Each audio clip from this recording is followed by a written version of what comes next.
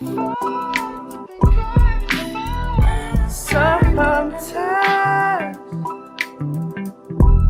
realize there's no way. You have tuned into Breaking the Mask of Depression with your host, Diva with Depression. Just waiting back.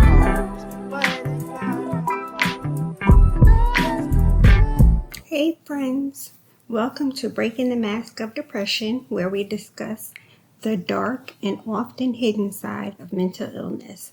I am the Diva with Depression. How are you guys doing today? I hope everyone is doing well. I hope that you are staying peaceful, if you can, in the world of chaos that we are living in. If you follow me on social media, then you know that I have been in a spiral.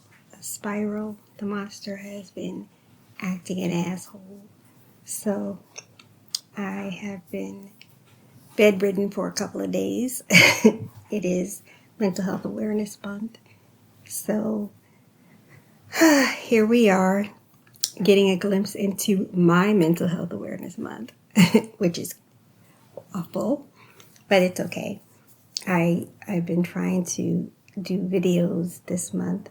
I was told that I should be in front of the camera more, and I'm my own worst critic, so I just like to hide behind the camera. So I think I did a couple already, and the last one I did, I shared what I was going through over on Instagram. I did a reel and shared how I was feeling and how I had been in the bed for 4 days. And, I don't lie to you guys. That's what my platform is, to share the dark side. And so, yes, I have been in the bed for 4 days and barely eating. I had no desire to cook, no desire to clean, no desire to do anything. And I don't even know what triggered it. I try to think of what it is, and, I don't know what it is. The end of the month is my sister's birthday, so that sometimes I get like that then, but this one just snuck up on me. So I'm trying. I did make it out of the house today, for a little while downstairs. I didn't go far, but okay. So I hope, I just want, people that are feeling like me to know that I see them and I understand how they feel, because this is painful. This is excruciating, actually, to feel like this, because, you feel like, you just feel like the worst. You feel like a loser. You feel guilty. And you feel like you actually don't know whether you want to be here or whether to go, honestly, because you're not accomplishing anything. So pushing through is the only thing that you can try to do. So actually staying in the bed and staring at the ceiling or the TV or whatever is the safest thing to do. I actually had to go out to the store last night, and as soon as I got in the store, this woman, she came, I mean, she made me so angry that I had to say out really, really loud, I am under-medicated. You better back off. And and walk away, because I already knew. And that was the quickest shopping trip that I had in a long time, because I knew everybody was in danger. Yeah. So, but while I was, laid out staring at the TV, I was thinking about what to write. I wasn't actually going to record an episode. I was going to do a rebroadcast, but I was thinking about some of the things that I was struggling with this week because in addition to my mental health, some of my physical issues, I have to work through those also. Those are nonstop. They don't take a break. So I was thinking about that, and one of my illnesses, I decided that I was going to write about that because it's something that's not treatable, and it's something that is, it's a pain in the ass, and it's not something that everyone knows about. And so, and it really does affect your mental illness. It really, really does affect your mental illness. So about, I'm not sure how many years ago, maybe 3 years ago. I know that it was right after the pandemic, because I didn't get COVID during the surge. I got it afterwards, and all of a sudden, I started getting severely exhausted. And we're talking, I couldn't make it from my room to the living room without sitting down or becoming out of breath. I couldn't stand up in the kitchen and cook or, prep without getting tired. I had to sit down to do everything. And so, the doctor, she couldn't figure out what was going on. And they started running tests, and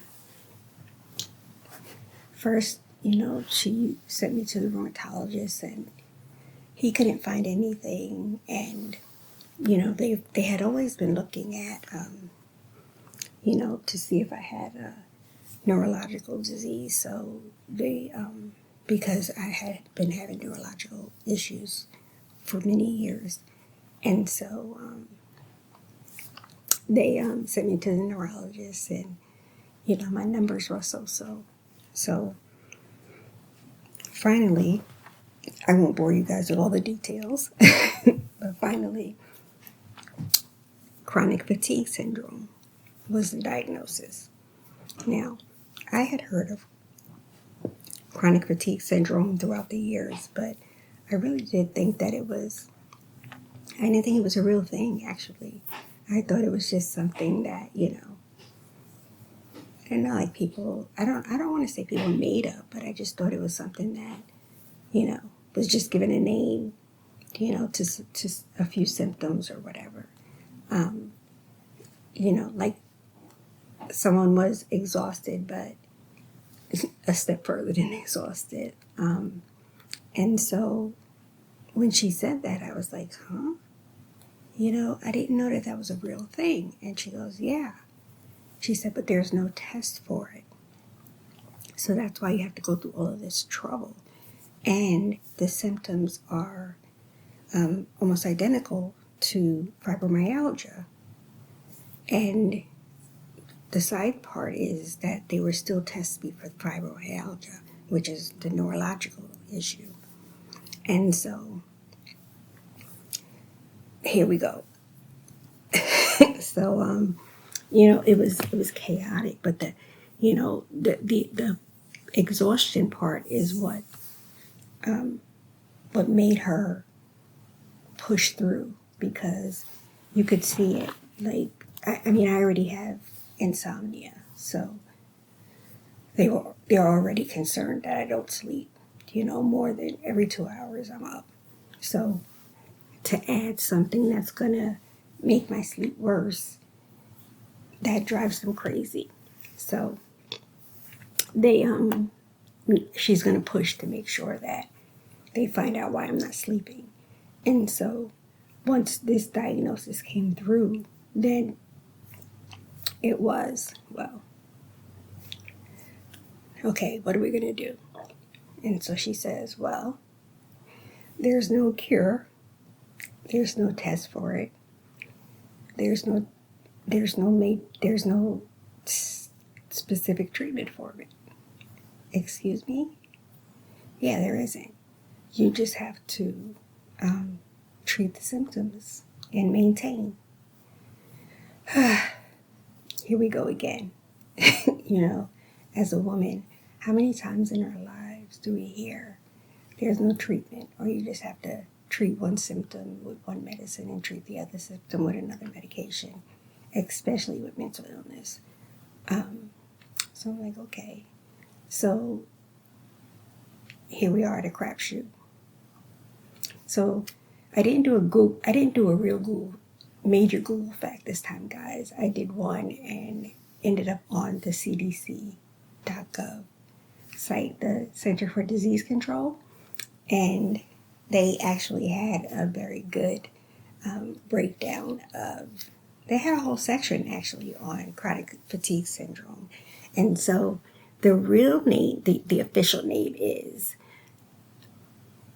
and let me say it right this time. Myalgic encephalomyelitis. Myalgic encephalomyelitis. Chronic fatigue syndrome. MECFS. And I probably said that name wrong, but listen, I tried. Y'all gotta give me an A for effort, okay? And it makes physical and mental exertion difficult. It keeps people from doing their usual activities. And some of the symptoms are trouble thinking, severe tiredness, and there is no cause, no cure. And like I said, the care usually means treating the symptoms that most affect a person's life. And that's what I was ready to say to you guys. That's what the doctor told me. She's like, we have to just figure out what is hurting you the most and what is the most debilitating and go from there.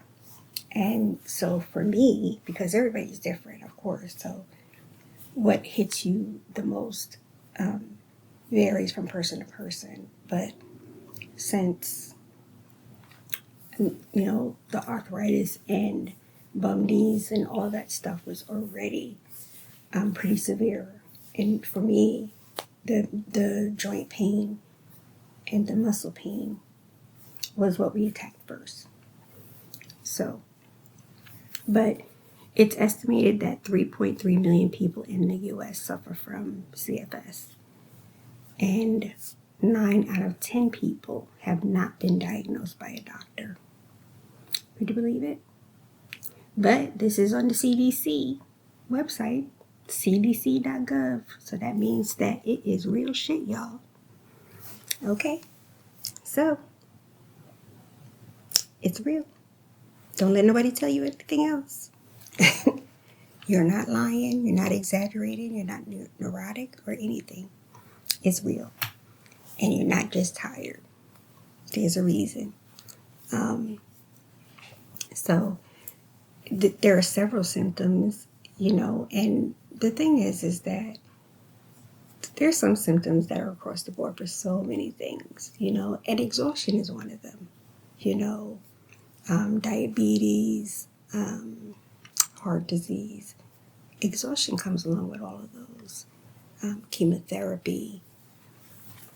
My biological father had myasthenia gravis, which is another neurological disease, and his exhaustion was one of his side effects, symptoms.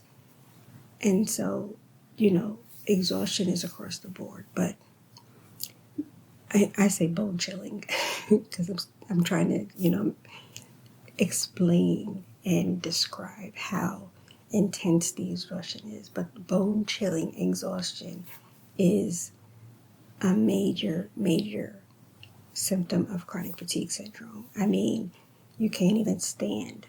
That's how difficult it is. I was reading something and this lady says she leans everywhere for everything. Like she has to lean. And it is true. That's my life. But some of the symptoms are dizziness, weakness, faint, especially when standing or sitting up. And, when you start crossing, the lines, like dizziness and weakness can be migraines. If you have migraines, you get dizzy, you get nauseous, and there's a migraine medication for that. But it's hard for the doctors to separate that. But that could be your most severe symptom, and you have to treat that. Blurry vision, seeing spots. Some people have floaters, and so you're not sure. Well, floaters are actual issues. You have actual floaters, and the eye doctor can see them. Blurry seeing spots and blurry vision, you can't see those. The doctor can't see those, but you can report them to the doctor, and they will go through different tests and find out, why you're having those issues, dry eyes or blurry vision. And my eye doctor was able to, help me with some of the side effects that I was having from not only the chronic fatigue syndrome, but from taking the medication for mental illness and different things. You just have to be very upfront and honest with all of your doctors so they can do what they have to do to make sure that you are taken care of.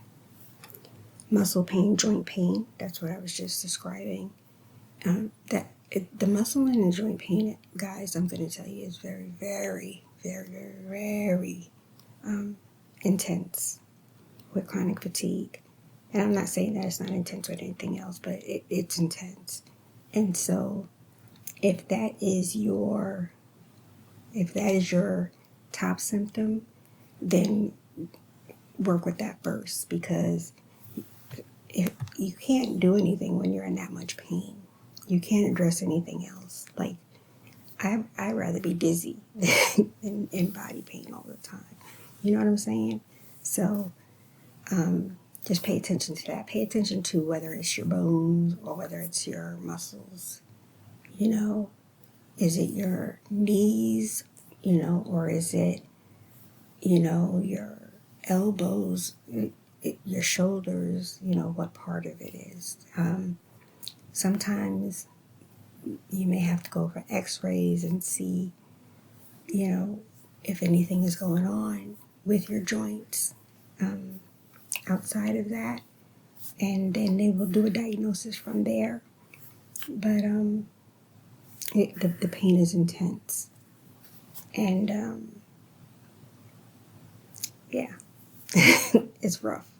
And I didn't know this, but when I was living in North Carolina, everything that I did was through my primary care physician. And so the pain management and everything was through her.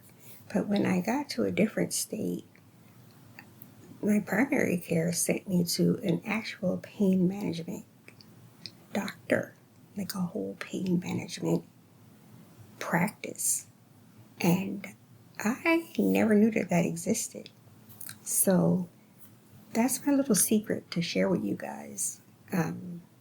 Maybe look into that, because it has made a difference, because there's actual doctors and people that understand the different levels and locations of pain. And so, and all the ways, all the ways to treat it.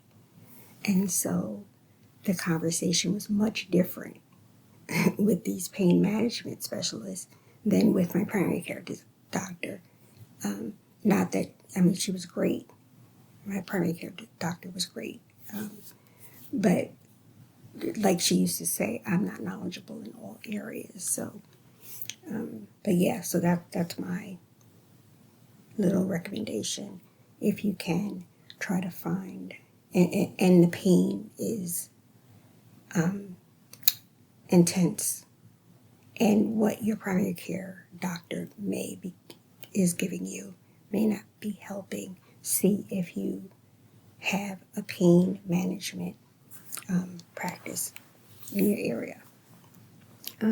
Shortness of breath.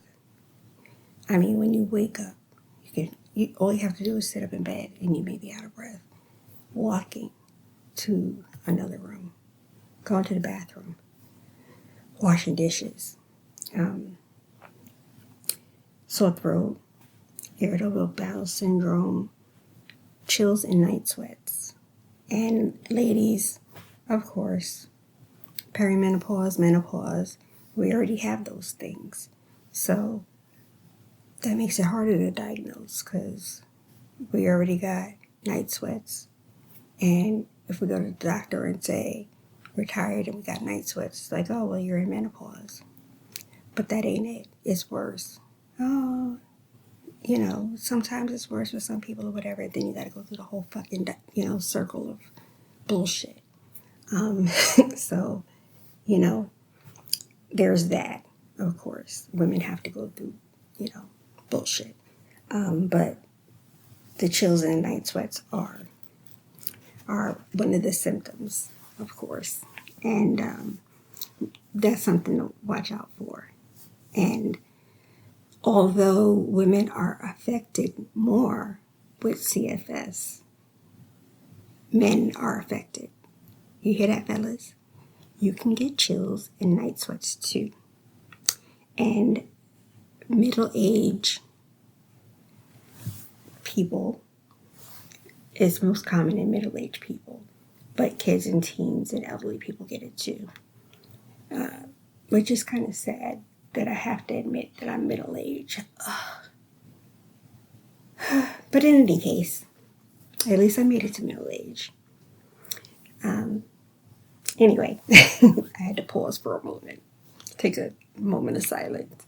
And, and younger people, teens are more likely to get it than younger kids, if they get it. But there's not a large amount of young people that get it. And whites are more often diagnosed than other races, of course. But that's just here we go. And we get into the medical disparities and the medical racism and different things like that. So it's hard to diagnose, of course. Like I just told you, it's a long process and every doctor is different. I told you my doctor sent me through all of that only because we were already searching for answers to many other problems at the time. But a blood work panel was part of it. Lots and lots of blood.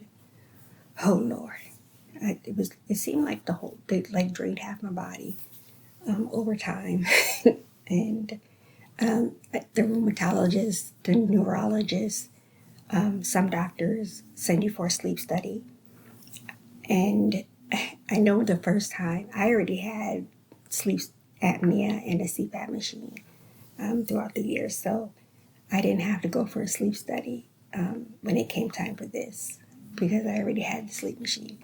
But I remember when I first did my sleep study, I had to sleep at, you had to go to a sleep center.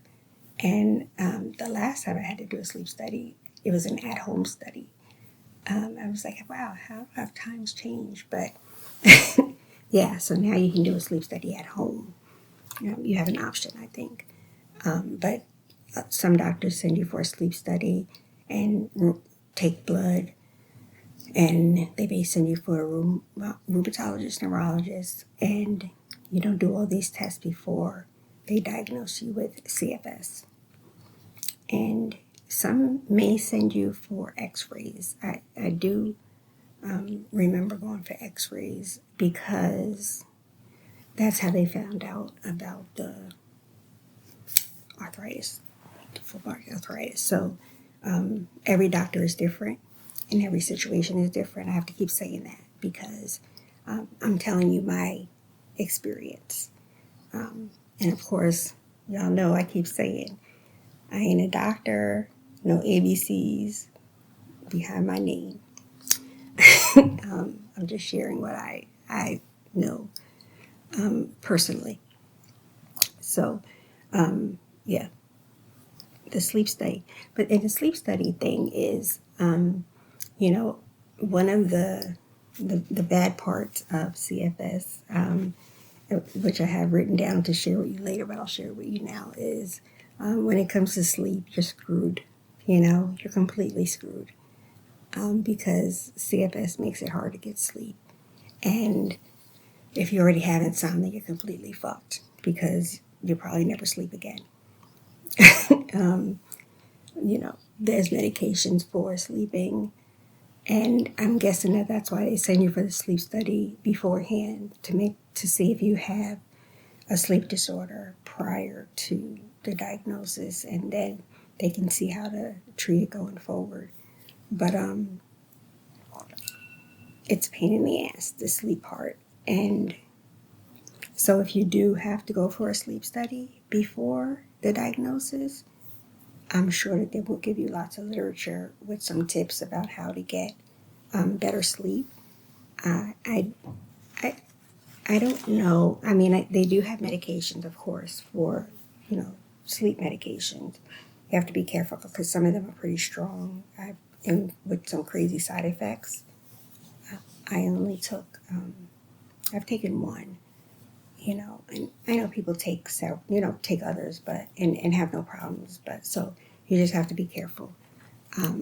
But yes, no sleep is a very big problem because you can't function if you don't have any sleep. And so that was second on my list, my body pain and the lack of sleep. And the only reason why lack of sleep was a big deal to them is because I already don't sleep because of insomnia and PTSD. I'm up every 2 hours. I don't have deep sleep. And so if I'm getting less than that, then that's a big deal. So that's what they focused on. So start writing stuff down, keeping track of it. Like if you get up every 2 hours and then can't fall back to sleep, write that down. If it takes you a long time to fall asleep, write that down. If you are breathing heavy, write down when you breathe heavy, when you get dizzy. Start getting used to writing stuff down. If you are feeling bad, get used to writing stuff down because that's proof that things are happening that don't make sense. And it's documentation for you to take to the doctor. Post-exertion malaise. So this was doctor speak that they had in the article, but I'm going to give you my daily speak. Know when to sit the fuck down. Yes, that's what this means. Know when the fuck to sit down. Okay? Did everybody write that down? Okay.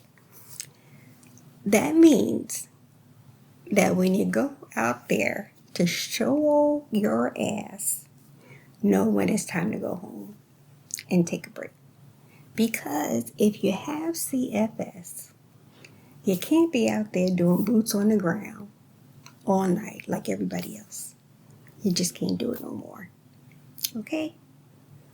You do it twice and then you sat down. Because the recuperate and recharge period is a bitch. And it could be 12 hours, it could be 48 hours, it could be a week. And I'm dead ass serious. I am very, very serious. You could, if you go out dancing, right? And that's just an example. Because everybody's doing boots on the ground right now. But if you do go out dancing and you dance all night, say 4 hours, you're dancing, partying, whatever. The next day, let's just say the next day you get up and you're okay, you just have some breakfast, coffee, whatever. I can guarantee you at least 6 hours later, you're going to shut down.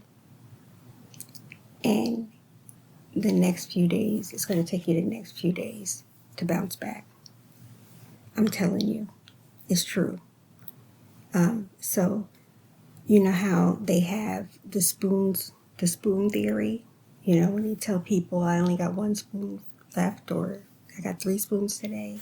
The CDC has the envelope the energy envelope. And that means that you have to stay within your energy envelope. Okay? Did y'all hear me? Sit down. Stay within your energy envelope. Because if you don't, you're going to be laid up for a week. And we don't want that. Because remember, although this is a very serious situation, we don't want it to take you down. I don't want you to think that you have to give up life, because you don't. You can go out and do things. You just have to change the way you do it. If you go to the mall, what I do the mall is an example. If I go to the mall, I'll go in a couple of stores and then I sit down. And like, you guys can go, I'll be right here. Then get up after I've rested a few minutes and go, maybe longer than a few minutes, and then go to another store. But I'm not walking the whole mall, at one time. If I go somewhere where there's constant walking, I'm going to sit down at some point. Even if I'm in one store. The other day I was in a store and I'm browsing through clothes and stuff. And then when I finished, I had to sit down because I had stood up for too long. So I sat down and waited for my daughter to finish while I waited for her. And there's no shame in that. Like, I couldn't stand up any longer and I had to rest. So you learn to accommodate yourself. You learn to accommodate your chronic fatigue syndrome and work around it. But it doesn't mean that you have to stay in the house all the time, because you don't. So you get used to it. I used to think that I was lazy because I had to sit all the time. Lazy because I had to lean on stuff all the time. Because I couldn't do normal tasks completely. But I'm not lazy. This is what I'm living with, and I have to work with what I got. So I do things bit by bit. Leave baskets here, leave baskets there. So when I, go one place, I'll make sure that things go in that basket, and then I'll finish the job, when I get some more energies out the envelope. You just have to start to do what you can and find your zone. Find what works for you. Depression, stress, and anxiety is going to come. And if you already have depression, stress, and anxiety, it's going to intensify. And so you just make sure that you keep the lines of communication open with your therapist and your psychiatrist, and they can work with you and adjust your medications accordingly. And that's what they did with me. Both my primary care and my psychiatrist made sure that they kept track of my medications to make sure that I wasn't, that I was in line with everything. So if you already have a mental illness and then, this comes on, then, make sure everybody's in sync. If if depression and anxiety and stress comes on as a result of the CFS, then please make sure that you either get a therapist or get a therapist and a psychiatrist, whichever you think is best. But just don't just not talk to anyone. Even if you have to talk to your primary care physician, that's your first line of defense, and see what they say. But don't just bottle it up. You have to talk, because this is a major life adjustment. and the dizziness and the lightheadedness. This is dangerous because, if you live alone or if you go out alone, you could fall, you could hurt your head, or, break a bone or something like that. So, just pay attention to that. If you feel like you're getting lightheaded or dizzy, make sure that you sit down or lay down. Try to pay attention to when it happens so that you can maybe prepare for it. And like I said, with migraines, you get dizziness and nausea, and there's a couple of medications that they give you for that. So if it's severe like that, then maybe talk to your primary care physician. I hate saying medication for everything, but I know like there's peppermint and chewing gum for nausea. Chewing gum, and I think chewing gum helps with dizziness also. But talk to your primary care. You can go online and look at, like go on Pinterest and look up natural remedies for dizziness and lightheadedness, even for pain. If you can, listen, if you can find natural remedies for anything, and that's what you choose to do, then you do that. And it helps, you do that. Go ahead. Let me know. No, I'm serious. Let me know. If anybody out there, if you guys find natural remedies, then share them with us. And I'll share them. Because we don't need to take medications for everything. I don't want you to think that I'm telling everybody to take medication all the time. You find what works for you. The memory and the brain fog and the concentration, we're all screwed with that. It's just, I don't know if there's a cure for that. And I'm struggling with it. It's hard to adjust to not being able to read, write, concentrate,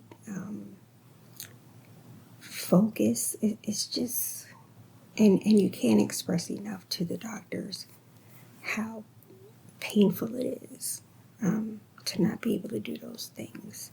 Reading and writing are two of my greatest hobbies, and to not be able to do them like I want, especially reading. I can't complete a book.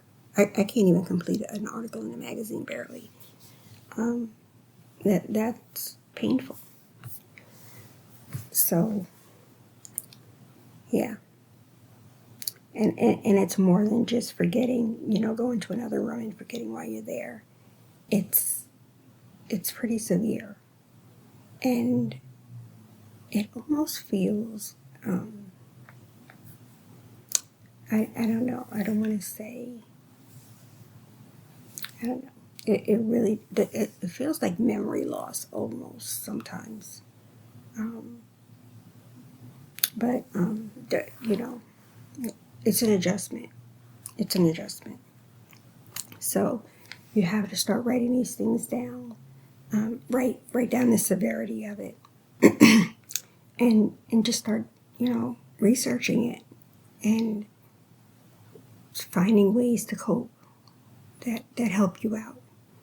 Exercise, aerobic exercise may not be the thing because of the pain and the out of breath. Walking may help. Walking slowly may help. Maybe swimming and, walking, I guess, maybe in the water. I'm not sure, but you can look that up also. You don't have to, stay still. Find the exercise that works for you. Find a hobby that works for you. But just don't stay stagnant. Don't give in to this. There are ways to treat the symptoms and live your life. Live your best life. A few tips that they had were electrolytes. And I didn't know this, so I may try it with you. the liquid IV I saw everywhere. I didn't know what that was, so I may try that too. Then I think I saw one called Nun, Nunn. It's a little tablet that they said was you put it in your drink. So I'm going to look into that. Green tea. I don't drink that often. I drink black tea, of course, and black coffee, of course. So I'm going to try the green tea. I know one of my daughters always drinks green tea. And baby wipes. And I have that in capital letters because baby wipes are the shit, y'all. And I tell you that for the CFS and for mental illness. And I've probably shared it in a million episodes because you get too tired for the hygiene or too depressed for hygiene. And the baby wipes give you a quick way to make sure that you are, clean in all the places that matter.